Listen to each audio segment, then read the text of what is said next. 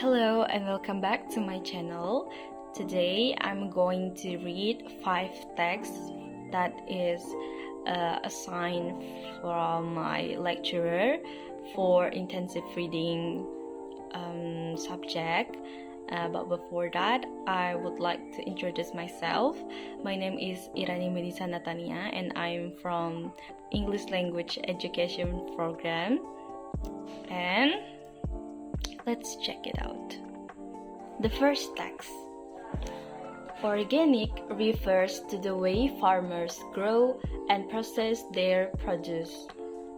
Fruits, vegetables, dairy products, and meat are often ground and processed this way. These are often more expensive than inorganic products and spoil easily. Unlike conventional or inorganic farmers, organic farmers use natural fertilizers and methods to reduce pests and diseases. Organic farmers do not give antibiotics or growth hormones to animals like conventional farmers. In addition, organic farmers do not use medication to prevent diseases in animals. While conventional farmers give limited space to their animals indoors, organic farmers allow their animals to access the outdoors. The second text. Most people think of a person lying on the couch, reflecting on memories to a doctor when they think of psychology. In fact, psychology is the scientific study of the mind and behavior. Although psychology was studied as a philosophical subject in ancient civilizations, it began to be studied experimentally in 19th century Germany. German physician Wilhelm Wundt established the first psychology laboratory in 1879. It was Sigmund Freud, the Austrian physician, who made psychology widely popular. However, psychology is more complex than that and includes many branches. Biological psychology is focused on the study of biological reasons for human or animal actions. Similarly, clinical psychology is concerned with the treatment of diseases or problems of the mind, while cognitive psychology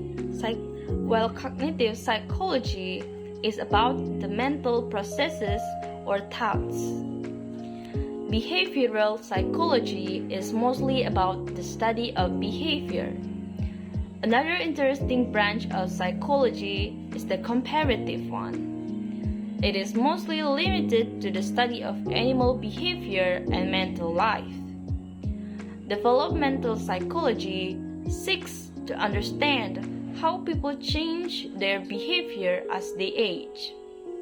Another important branch is social psychology, as it studies human beings in social situations. There are many branches of psychology that study specific fields, such as sports, industrial, and educational psychology. Researchers have spent a lot of time studying the mind and behavior of people and animals. Third text. An ascetic is a person who devotes his or her life to spiritual or religious goals. An ascetic does this by living an extremely simple life. For example, an ascetic will deny him or herself normal pleasures of life. What most people cannot live without, like the internet or television, the ascetic gives up easily. In the context of religion, monks and sages live the life of an ascetic. They do so in order to have a stronger connection with their God. Ascetics believe that the mind and body need to change through control. They exercise a control of bodily actions, speech, and thoughts. Although some might view asceticism as negative, those who practice it find peace in it. In addition, having a control of one's senses gives a person satisfaction. Ascetics experience a greater peace of mind than the average people. Text 4. Donuts and bagels are popular choices for breakfast in America. However, they differ not only in calorie content or the process of making them, but also in their history. The bagel was first invented in Krakow, Poland, as an alternative to bublik, a lean bread designed for Lent. Bajgiel became a staple of the Polish diet in the 16th and 17th centuries. Bagels became so popular in Poland that they were used as gifts for women during childbirth. Mothers used them as teething rings, a popular practice to date. Many Jewish families would make bagels on Saturday evenings so they could rest the next day. There are many accounts of how the word bagel originated.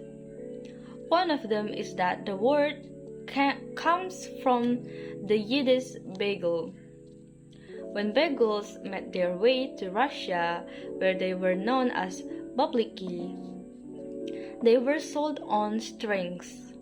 Like many ring-shaped objects, bublikis supposedly brought good luck.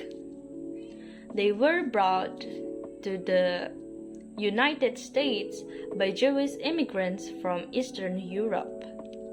A successful business developed in New York City.